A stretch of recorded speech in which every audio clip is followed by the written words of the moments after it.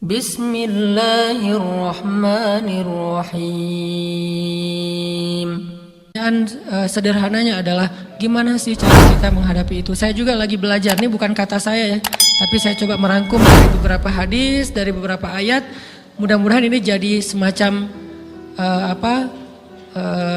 tips dari Allah, dari Rasul, cara kita supaya lebih sabar dalam menghadapi ujian, khususnya ujian perasaan.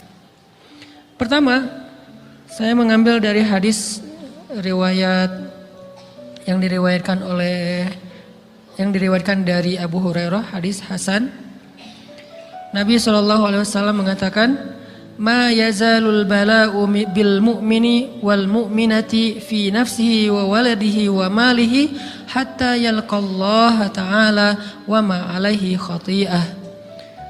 Tidaklah seseorang selesai diuji, baik dia laki-laki, orang yang beriman, atau perempuan yang beriman, baik itu ujiannya terjadi pada dirinya, atau melalui anaknya, atau melalui hartanya, artinya ujian harta, ujian fisik, ujian perasaan, sampai dia bertemu dengan Allah, dan dia tidak punya dosa. Apa maksud dari hadis ini?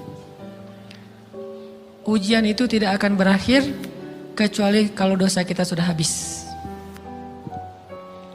Allah akan menguji kita terus untuk membersihkan diri kita dari dosa.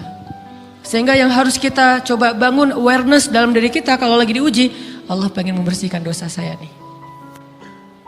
Sehingga kita ridho dengan ujian, bukan ikhlas ya. Kalau ikhlas ibadah, kalau ujian ridho, rela. Saya ridho ya Allah walaupun ini berat. Saya ridho ya Allah walaupun saya berharap Engkau beri jalan keluar. Saya ridho ya Allah walaupun saya berharap ditolong oleh Allah. Tapi tetap ridho diberikan ujian itu, sambil berdoa diberikan jalan keluar, ditolong, diberikan keajaiban, cuman gak mau mengeluh. Dan berdoa meminta jalan keluar bukan mengeluh, itu ibadah. Berdoa itu ibadah dalam Islam. Sehingga Allah suka banget sama hamba yang berdoa. Allah suka dengan hamba yang curhat. Nabi itu kalau lagi curhat, doanya aja bisa berjam-jam cuma doa doang tuh. Kayak hadis Aisyah pas lagi cemburu malam-malam kan, Aisyah lagi tidur, ini jatah malamnya Aisyah. Tiba-tiba dia nyari-nyari raba-raba, Nabi gak ada, dicari di kamar mandi gak ada. Biasanya Nabi sholat di sebelah Aisyah. Wah, curiga nih, jangan-jangan ke rumah si fulan. Dicari ke rumahnya, ditelepon gak aktif, mungkin lagi dicas, datang ke rumahnya. Ketuk pintu. Hafsah, Nabi di rumah kamu enggak? Enggak Aisyah, beneran. Cari ke rumah Sofia. Sofia, Nabi di sini enggak? Enggak, beneran. Cari ke rumah Maria. Maria di sini enggak Nabi? Enggak. Kemana ya Nabi? Rumah istri-istri yang lain gak ada. Pas balik ke rumahnya, ngelewat masjid, ngelihat Nabi lagi sujud di Masjid Nabawi, di mihrab. Dan Aisyah mendengar Nabi menangis sambil berdoa. Dan sujudnya itu seperti membaca 1 juz Al-Quran. Dan itu isinya doa nangis. Robbi. Jadi kalau kita katakan gak usah banyak berdoa sama Allah, malu. Justru Allah suka kepada hamba yang berdoa. Justru sebaliknya, kalau kita jarang berdoa atau enggan berdoa, buat Allah itu orang sombong. Allah gak suka hamba kayak gitu.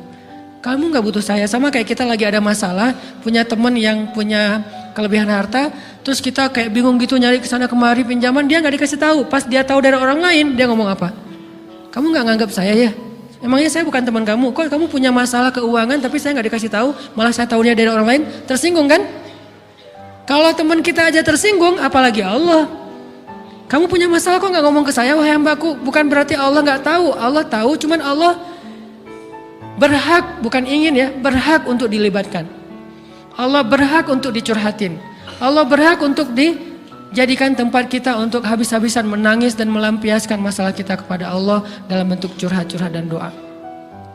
Sehingga kalau kita berdoa, ya Rabbi, Allah langsung inni qarib, mendekat Allah kepada kita. Jadi teman-teman yang dirahmati Allah, kalau kita punya masalah, kita coba bangun awareness, oh Allah pengen membersihkan dosa-dosa saya nih. Terus kita berdoa, ya Allah bantu saya, ya Allah tolonglah saya, istighfar. Saya kadang-kadang ngerasa nih, kalau ada dosa, ada kesalahan, ada kekeliruan yang saya lakukan misalnya gitu, kalau saya nggak kuat istighfarnya, bentar lagi akan diuji sama Allah. Ujiannya macam-macam, alhamdulillahnya ujiannya masih ketahan. Pasti diuji sama Allah. Kalau istighfarnya nggak kuat, taubatnya tuh nggak kuat, langsung diuji sama Allah. Dan saya langsung sadar, Oh benar, berarti yang tadi ini lagi dihapus sama Allah nih.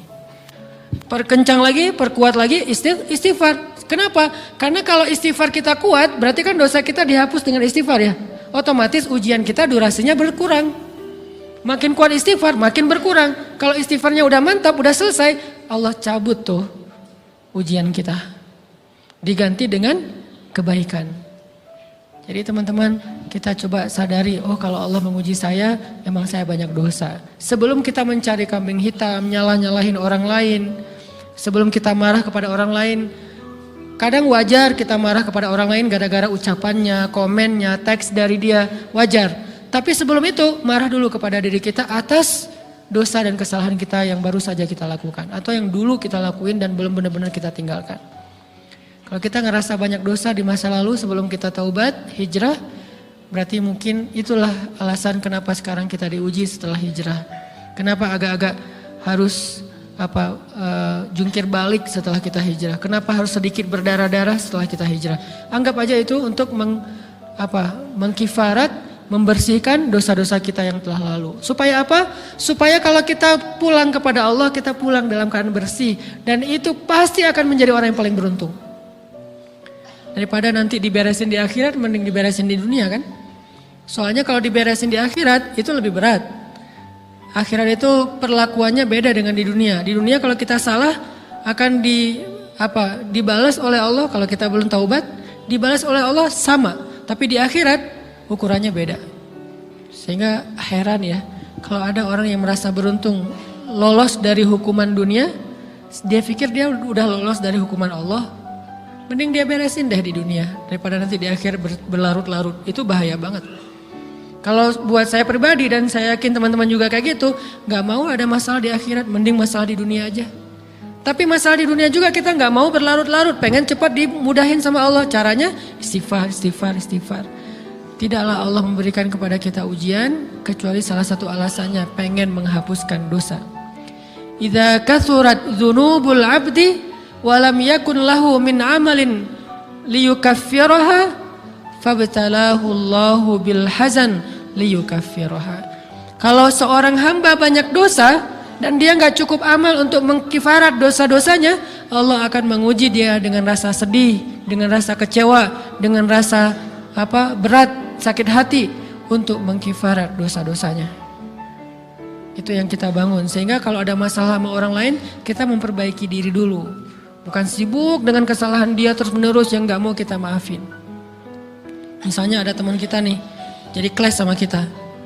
Hal pertama yang kita bangun, astagfirullahaladzim saya banyak dosa nih. Tapi kan yang salah dia, ya. Tapi mungkin dia gak akan mengatakan kalimat itu, gak akan bersikap kayak gitu kalau kita gak punya dosa. Allah sengaja mengutus dia untuk menguji kita lewat kata-katanya, lewat perilakunya, karena kita punya dosa. Jadi penyebab pertama diuji itu bukan teman kita yang salah, itu penyebab kedua. Memang dia salah dan itu harus kita akui, realistis lah. Dia salah, dia nggak pas, dia nggak bijak, dia apa. Oke, tapi yang mentakdirkan dia salah kepada kita, Allah Subhanahu Wa Taala. Kenapa Allah takdirkan gitu? Karena kita masih punya banyak dosa. Allah kirim kita ujian, bisa manusia, bisa alam, bisa dalam diri kita sendiri.